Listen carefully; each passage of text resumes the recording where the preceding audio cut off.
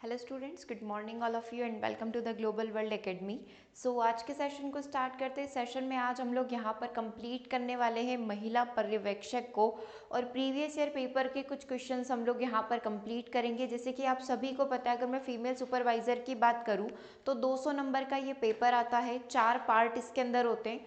2 section आपके 55 number के आते हैं और 2 सेक्शन आपके आते हैं 45 नंबर के, राइट। तो आपकी स्क्रीन पर अभी 4th सेक्शन है, ठीक है। 4th सेक्शन होता है यहाँ पर चाइल्ड केयर का, शिशु की प्रारंभिक देखभाल और उसकी शिक्षा से रिलेटेड रहता है। यानी कि यदि आपने एमपीटेड ग्रेड 1, ग्रेड 2, ग्रेड 3 कोई भी एग्जाम दिया है तो वहाँ पर आपने जो चाइल्ड डेवलपमेंट कंप्लीट किया होगा, जिसको हम लोग हिंदी में बाल विकास व शिक्षा शास्त्र बोलते हैं, तो उसी से सिमिलर क्वेश्चन सारे यहाँ पर पूछे जाते हैं। और ये पूरा सेक्शन आपका 45 नंबर का है, जिसमें 4 पार्ट हैं। बेसिक आपसे बाल विकास के बारे में जानकारी ली जाएगी, शाला पूर्व शिक्षा परिचय है ना, कि किस प्रकार से बच्चे का डेवलपमेंट होता है, विशेष आवश्यकता वाले बच्चे, देन बाल देखभाल और संरक्षण। इससे पहले हमने पूरा ही 200 नंबर का पेपर डिस्कस किया हुआ है कि आपके सिलेबस में क्या क्या चीज़ें रहने वाली है। अगर आप पूरा सिलेबस देखना चाहते हैं तो ज़रूर से आप इस पूरी प्लेलिस्ट को विजिट करिएगा, ठीक है। तो आज हम लोग यहाँ पर 2017 का जो फर्स्ट पेपर था उसमें 45 नंबर में जो आपसे चाइल्ड केयर के क्वेश्चंस पूछे गए थे, वो क्वेश्चंस यहाँ पर कंप्लीट करने वाले हैं। क्योंकि ये 45 नंबर पूरे पेपर में अगर आप एनालिसिस करें तो कंपैरेटिवली ये वाला सेक्शन आप सभी के लिए इजी रहेगा। इजी क्यों रहेगा? क्योंकि यदि आपने ऑलरेडी चाइल्ड डेवलपमेंट पढ़ रखा है, दैट मीन्स 90% आपको इस 45 नंबर का जो सिलेबस है इसका नॉलेज है। बस 10% कुछ नई चीज़ें होगी जो प्रेगनेंसी से रिलेटेड होती है, उसके बारे में आपको थोड़ा सा और इसमें ऐड करना होगा, ठीक है। बाकी 90% आपको पूरी चीज़ें पता है, बस एक रिवीजन चाहिएगा। सो हम लोग यहाँ पर कुछ प्रीवियस ईयर पेपर के क्वेश्चंस करते हैं, इससे आपको आइडिया लग जाएगा कि किस प्रकार के क्वेश्चंस एग्जाम में इस टॉपिक से पूछे जाते हैं, ठीक है। सो स्टार्ट करते हैं। फर्स्ट क्वेश्चन आपकी स्क्रीन पर है, genetic disease is related to, आनुवांशिक रोगी किससे यहाँ पर संबंधित होते हैं, ठीक है। कौन सी बीमारी यहाँ पर जेनेटिक होगी? 4 ऑप्शन आपके सामने है, हीमोफीलिया, हाइपरटेंशन, फाइब्रोसिस या नन ऑफ द अबोव। तो इस वाले में चैप्टर नंबर 2 जो रहेगा आपका वो आनुवांशिकता व वातावरण रहता है, जिसमें हम लोग जितनी भी आनुवांशिक बीमारियां हैं जिससे एक व्यक्ति, एक बच्चा अफेक्ट हो सकता है, उन सभी के बारे में डिस्कस करते हैं। सो यहाँ पर उसी से रिलेटेड क्वेश्चन पूछा हुआ है कि genetic disease is related to, first haemophilia, second hypertension, तीसरा फाइब्रोसिस और option number D none of the above. So आनुवांशिक बीमारी रिलेटेड है हीमोफीलिया, ठीक है। अब ये कैसे रिलेटेड है इसके बारे में थोड़ा सा देख लेते हैं, फिर बचे हुए ऑप्शंस के बारे में भी हम लोग डिस्कस कर लेंगे, ओके। तो हीमोफीलिया क्या होता है? जहाँ पर रक्त का थक्का नहीं जमता है, ठीक है। तो हीमोफीलिया एक ऐसा विकार होता है जिसमें रक्त का थक्का सामान्य रूप से नहीं बनता है। जब खून जो है ठीक से नहीं जम पाता है तो चोट लगने के बाद शरीर में कंटिन्यूस रक्त का बहाव होता रहता है, बहुत अधिक मात्रा में खून यहाँ पर बहता रहता है। तो ये एक जेनेटिक आनुवंशिक बीमारी है जो पीढ़ी से दर पीढ़ी आगे से आगे ट्रांसफर यहाँ पर होती रहती है, ठीक है। तो ये हो गया आपका हीमोफीलिया। ये आपसे आरबीसीज के बारे में बताया हुआ है कि नॉर्मल ब्लड वेसल्स जो होती है, रक्त कोशिकाएं जो होती है, कुछ इस तरीके की होती है। ये यहाँ पर क्लॉटिंग हो रही है, मतलब यहाँ पर खून बहना रुक चुका है। लेकिन अगर किसी व्यक्ति को हीमोफीलिया है तो उसका खून जो है कंटिन्यूस यहाँ पर बहता रहेगा, उसमें क्लॉटिंग यहाँ पर नहीं होगी, थक्का यहाँ पर नहीं जमेगा, ठीक है। बेसिक सा कंसेप्ट हो गया हीमोफीलिया का। सेकेंड ऑप्शन था आपका हाइपरटेंशन। तो एक ऐसी स्थिति जिसमें खून जो है धमनी की दीवारों पर बहुत ही ज़्यादा दबाव डालता है, हाइपरटेंशन की स्थिति यहाँ पर कहलाती है, ठीक है। हाइपरटेंशन आपने नॉर्मल टेंशन से ही समझ में आ रहा है कि किसी भी प्रकार का तनाव, चिंता जब बहुत ही ज़्यादा हो जाती है तो उसको हाइपरटेंशन का नाम दिया जाता है। अब इस स्थिति में क्या होगा, आप चाहे तो इस डायग्राम से इस चीज़ को समझ सकते हैं। जब कोई हाइपरटेंशन नहीं होगा तो आपका हार्ट इस तरीके से कार्य करेगा, ब्लड वेसल्स कुछ ऐसी रहेगी। जब हाइपरटेंशन बहुत ही ज़्यादा तनाव हम लोग बोल सकते हैं अगर रहता है, तो जो ब्लड वेसल्स है ना, इसमें यहाँ पर ब्लड का फ्लो वाहिका में मुश्किल हो जाता है। दैट मीन्स बहुत मुश्किल से यहाँ पर ब्लड फ्लो हो पाता है, ठीक है। इसको बोला जाता है हाइपरटेंशन की स्थिति। सो आमतौर पर 140, 90 जो हम लोग चेक करते हैं, इसके ऊपर के रक्तचाप को अति तनाव हाइपरटेंशन के रूप में जाना जाता है। अगर ये 180, 120 यहाँ पर हो जाता है तो इसको घातक यहाँ पर माना जाता है, बहुत ही एक्सेसिव इसको यहाँ पर माना जाता है, ठीक है। सो ये सेकंड ऑप्शन हो गया आपका हाइपरटेंशन। तीसरा है फाइब्रोसिस। देखो फाइब्रोसिस क्या होता है, ये भी एक प्रकार की बहुत गंभीर बीमारी होती है जिसमें फेफड़े के जो टिश्यूज़ यानी कि जो फेफड़ों में पाए जाने वाले ऊतक होते हैं, है ना, जो हमारे शरीर के अंगों की मरम्मत करते हैं, ठीक है, ये क्या हो जाते हैं, क्षतिग्रस्त हो जाते हैं। फेफड़े के आंतरिक टिश्यू के मोटा या सख्त होने की वजह से व्यक्ति को सांस लेने में परेशानी होती है और रक्त में पर्याप्त मात्रा में ऑक्सीजन नहीं पहुंच पाएगा, है ना, और ये स्थिति बहुत ही ज़्यादा गंभीर हो सकती है अगर इसका समय पर ध्यान नहीं दिया। ठीक है, तो ये हो गई फाइब्रोसिस। तो ये कोई आनुवंशिक बीमारी नहीं है, बस फेफड़े के टिश्यूज़ यहाँ पर क्षतिग्रस्त हो सकते हैं। अब इसके कई सारे कारण हो सकते हैं क्योंकि इसमें कई सारे टाइप भी होते हैं। ठीक है, एक तो ये कि सांस लेने में तकलीफ हो रही है ना, क्योंकि बाहर की हवा जो है वो काफ़ी प्रदूषित है। ऐसे कई सारे कारण यहाँ पर हो सकते हैं। ठीक है, तो फाइब्रोसिस के बारे में आपने देखा कि लंग से रिलेटेड बीमारी है। फिर आपने सेकेंड नंबर पर देखा यहाँ पर हाइपरटेंशन, जब हम लोग बहुत ही ज़्यादा स्ट्रेस लेते हैं, और हीमोफीलिया जो कि एक आनुवंशिक बीमारी है। सो क्वेश्चन ने सिर्फ इतना पूछा था कि आनुवंशिक रोग किससे संबंधित है, तो हीमोफीलिया आपका आंसर हो गया। Next question number 2, AIDS is related to bacteria. Disease है, एक प्रकार की डिजीज है, जेनेटिक डिजीज है या फिर नन ऑफ दी अबव। तो एड्स एक प्रकार का वायरस बीमारी है, वायरस से होने वाली बीमारी है। ठीक है, तो अब यहाँ पर ऑप्शन में आप देखेंगे बैक्टीरिया है जो कि गलत हो जाएगा। ठीक है, आनुवंशिक रोग डायरेक्टली नहीं बोल पाएंगे, हम लोग बोल सकते हैं केवल ऑप्शन नंबर बी जो है यहाँ पर आपका करेक्ट हो जाएगा। ठीक है, एड्स किससे संबंधित है, तो एड्स एक जनरल बीमारी हम लोग इसको यहाँ पर बोल सकते हैं। सो HIV human immunodeficiency virus is a virus that attack the body immuno system. जो हमारे शरीर की जो रोग प्रतिरोधक क्षमता है उसको ये यहाँ पर अफेक्ट करता है। अगर इसका ट्रीटमेंट समय पर नहीं किया गया तो ये यहाँ पर एड्स हो सकता है। ठीक है, जिसका फुल फॉर्म होता है एक्वायर्ड इम्यूनो डेफिशिएंसी सिंड्रोम। ठीक है, तो ये हो गया यहाँ पर एड्स।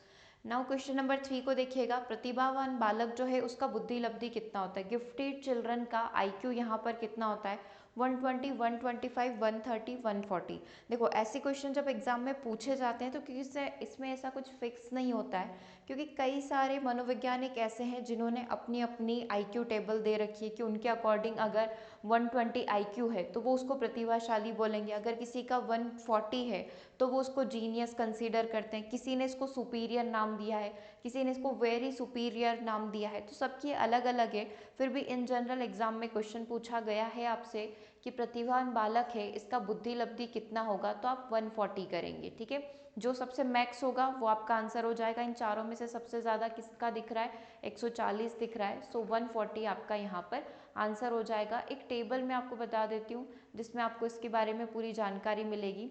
जैसे कि यहाँ से हम लोग स्टार्ट करें, 0 से 25 मूर्ख, 25 से 50 जड़, है ना, फिर मंद बुद्धि 50 से 70, मंद या सीमावर्ती 70 to 80, औसत से नीचे दैट मीन्स बिलो एवरेज हो जाएगा आपका 80 से 90, और जो एवरेज होते हैं उनका होता है 90 से 115 के बीच का IQ।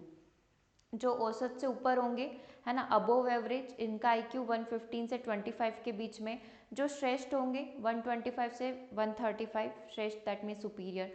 ठीक है, बहुत श्रेष्ठ होंगे 135 से 145, और जो प्रतिभाशाली होंगे 145 या इसके ऊपर रहेंगे। ठीक है, अभी हमसे पूछा गया था कि जो गिफ्टेड है उसका IQ कितना होगा प्रतिभाशाली का, तो 140 IQ उसका यहाँ पर रहेगा। ठीक है, क्लियर है यहाँ तक। चलिए नेक्स्ट क्वेश्चन के ऊपर मूव करते हैं। नेक्स्ट क्वेश्चन में आपसे पूछा गया what is the full form of WHO। WHO का फुल फॉर्म क्या है, world health organization, wide health organization, whole health organization, all of the above. देखो नाम तो केवल एक ही होगा, विश्व स्वास्थ्य संगठन, वर्ल्ड हेल्थ ऑर्गेनाइजेशन इसका फुल फॉर्म हो जाएगा, जो कि लिखा हुआ है आपका केवल ऑप्शन नंबर 1 के अंदर। सो जल्दबाजी में केवल स्वास्थ्य देखकर कंफ्यूज मत हो जाना। ठीक है, देखो विश्व स्वास्थ्य संगठन विश्व के देशों के स्वास्थ्य संबंधी समस्याओं पर आपसी सहयोग एवं मानव को स्वास्थ्य संबंधी समझ विकसित करने वाली एक संस्था है। 194 इसके सदस्य हैं और इसकी स्थापना 7 अप्रैल 1948 को यहाँ पर करी गई थी। तो ये डिटेल हो गई आपकी पूरी WHO की, है ना, क्लियर है यहाँ तक। चलिए क्वेश्चन नंबर 5 आपकी स्क्रीन पर है, किंडरगार्टन पद्धति की शिक्षण सामग्री कौन सी है। मतलब किंडरगार्टन जो टीचिंग मेथड है इसमें किसका प्रयोग किया जाता है, गिफ्ट के माध्यम से सिखाया जाता है, मदर प्ले मातृ खेल के माध्यम से, गीतों के माध्यम से, कैसे बच्चों को यहाँ पर पढ़ाया जाता है। तो कई सारे तरीके होते हैं, बस एक जनरल सी बात है कि खेल खेल में बच्चों को सारी चीज़ें सिखा दी जाती है। अब बच्चों को गिफ्ट देकर, मदर प्ले सॉन्ग, मतलब माता खुद अपने बच्चों को सिखा रही है, गीतों के माध्यम से, कविता, किसी के भी माध्यम से आप सिखा रहे हैं, बस लर्निंग यहाँ पर होनी चाहिए। सो आंसर क्या हो जाएगा? ऑप्शन नंबर डी हो जाएगा। नेक्स्ट, सृजनात्मकता की क्या विशेषता होती है? अगर मैं बात करूँ क्रिएटिविटी, सो क्रिएटिविटी की क्या विशेषता होती है? प्रोसेस करना, है ना, बच्चा किस तरीके से चीज़ों को समझता है, उसको प्रोसेस करता है, उस पर काम करता है। गोल डायरेक्टेड होना, चीज़ों का क्रिएट करना, सर्जन करना, या फिर ऑल ऑफ दी अबोव। तो देखो, सृजनात्मकता की ये सारी विशेषताएं होती है, तो हम लोग बोल सकते हैं करेक्ट आंसर क्या हो जाएगा? ऑल ऑफ दी अबोव हो जाएगा। सारी वही चीज़ें हैं जो चाइल्ड डेवलपमेंट में आप सभी पढ़ते हैं, वही सारी चीज़ें रहेगी इसके अंदर। अतिक्रियाशीलता तथा अवधान की अस्त व्यस्तता किस विशिष्ट बालक की विशेषता है? Hyperactivity and disorder of attention is characteristic of which special children. अगर कोई बच्चा ज़्यादा हाइपर एक्टिव, अति सक्रिय यहाँ पर दिख रहा है, दैट मीन्स वो बच्चा किससे पीड़ित है? ADHD से पीड़ित है। अब ये ADHD क्या होता है? Attention deficit hyper activity disorder होता है, जहाँ पर अगर बच्चे को शांत रहने के लिए बोला गया तो वो शांत नहीं रह पाएगा, एक ही जगह 1 मिनट से ज़्यादा वो नहीं टिक पाएगा। इस प्रकार की जो चीज़ें होती है वो उसकी हाइपर एक्टिविटी को प्रदर्शित करती है। तो ये किस प्रकार की डिसेबिलिटी में आएगा? ये लर्निंग डिसेबिलिटी, ये बैकवर्ड चाइल्ड होगा, ये गिफ्टेड होगा, या फिर ये डिलिक्वेंसी या बाल अपराधी हो सकता है। तो ये एक प्रकार की डिसेबिलिटी है ना, नाम में ही छुपा हुआ है, डिसऑर्डर है, दैट मीन्स ये एक डिसेबिलिटी है। तो अभी हमारे पास केवल एक ही ऑप्शन बचा हुआ है कि ये किस प्रकार की डिसेबिलिटी हो जाएगी? आपकी लर्निंग डिसेबिलिटी हो जाएगी, जिससे इस बच्चे को पढ़ने में यहाँ पर समस्या हो सकती है, क्योंकि वो शांत रहकर एक जगह बैठकर नहीं पढ़ पाएगा, just because of their hyper activity.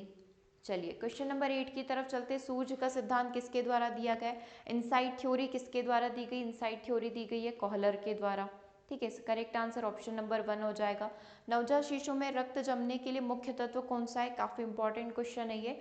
Important factor for blood clotting in new born baby, जैसे नवजात शिशु में जो रक्त का थक्का जमना चाहिए, उसके लिए उसके शरीर में कौन सी चीज़ यहाँ पर होनी चाहिए? विटामिन ए, प्रोटीन, विटामिन के, या फिर ऊर्जा।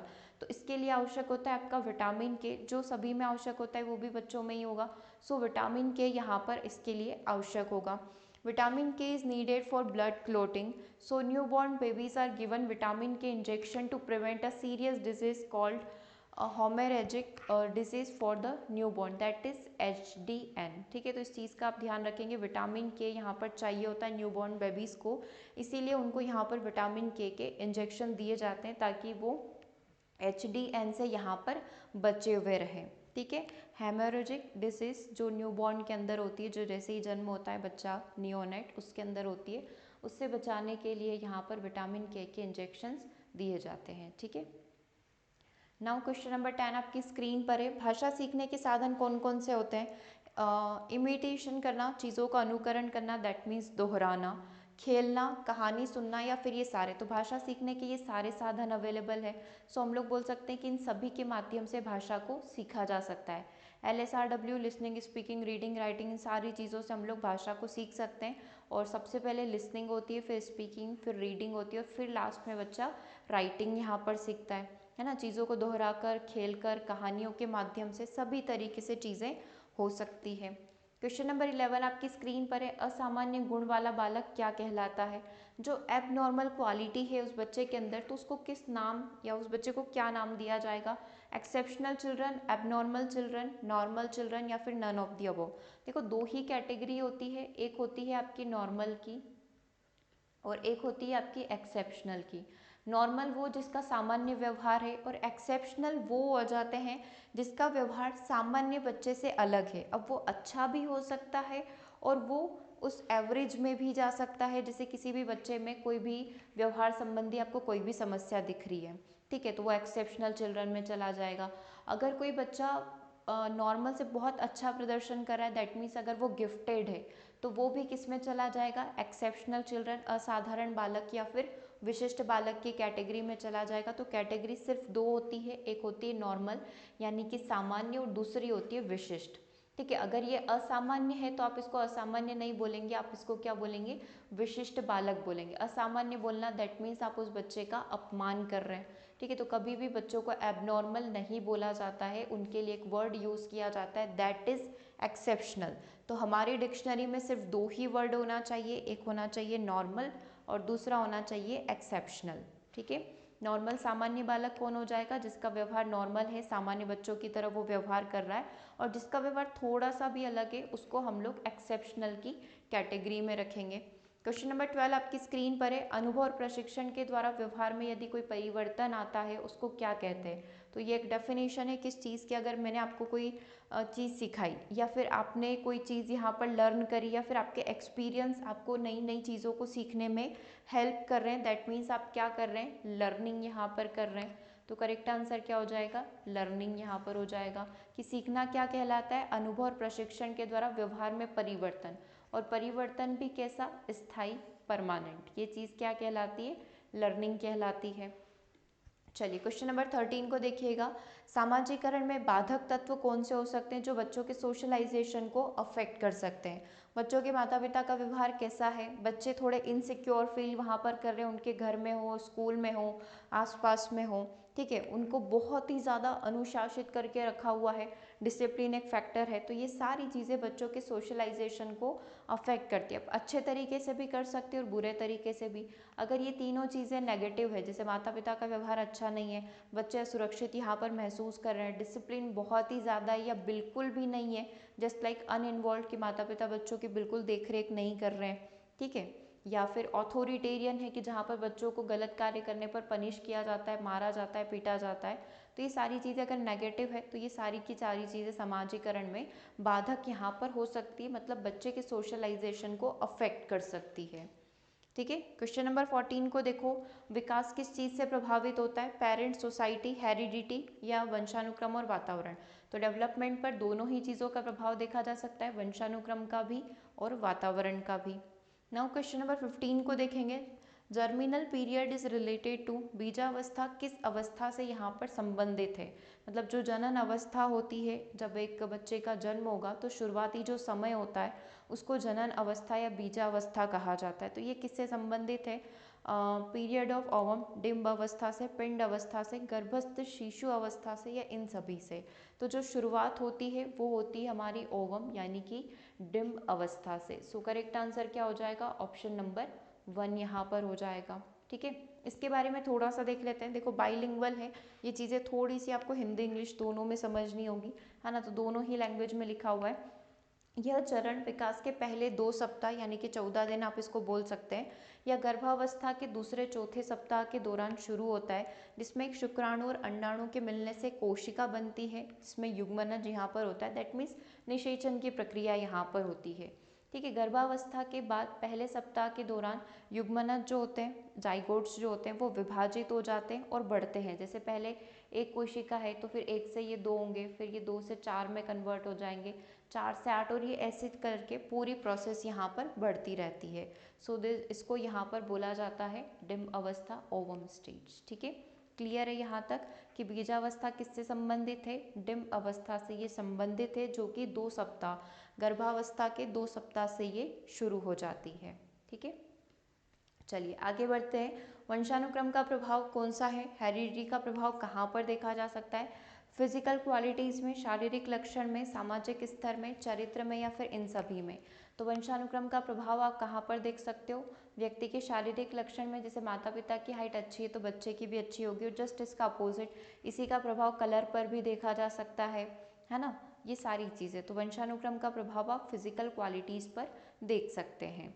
नेक्स्ट क्वेश्चन नंबर 17 को देखिएगा। कुपोषण पर नियंत्रण किस योजना का उद्देश्य है, control of underweight children is the aim of which scheme. जितने भी अंडरवेट चिल्ड्रन हैं उनको यहाँ पर सुपोषित करना, है ना, उनके वेट को मैनेज करना कौन सी स्कीम के अंदर आता है। ऐसे वैसे कई सारी स्कीम्स लॉन्च की जाती है समय समय पर, लेकिन फिर भी स्पेसिफिक इसमें पूछा हुआ है जननी सुरक्षा योजना, ग्रामीण स्वास्थ्य योजना, बाल शक्ति योजना, या फिर ये सभी।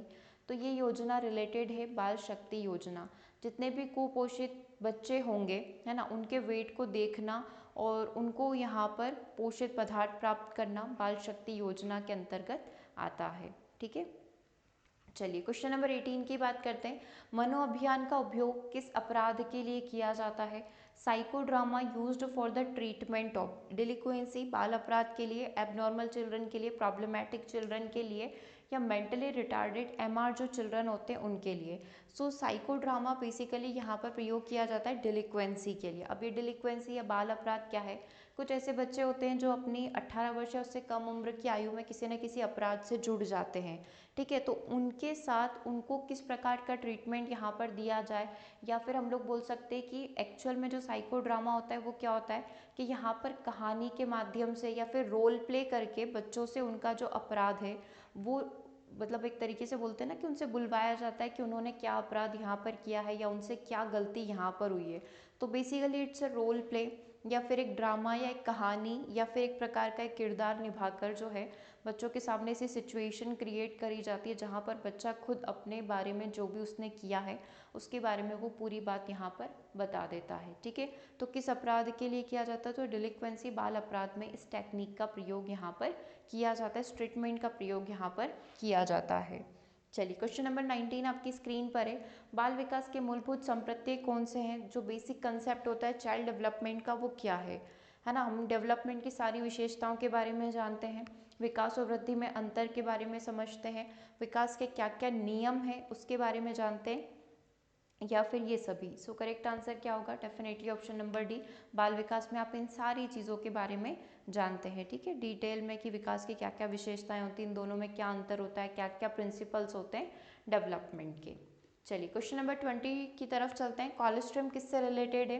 कोलेस्ट्रम मदर मिल्क से रिलेटेड है, टिन मिल्क से रिलेटेड है, आर्टिफिशियल है, या नन ऑफ द अबव है? तो बेसिकली कोलेस्ट्रम होता क्या है?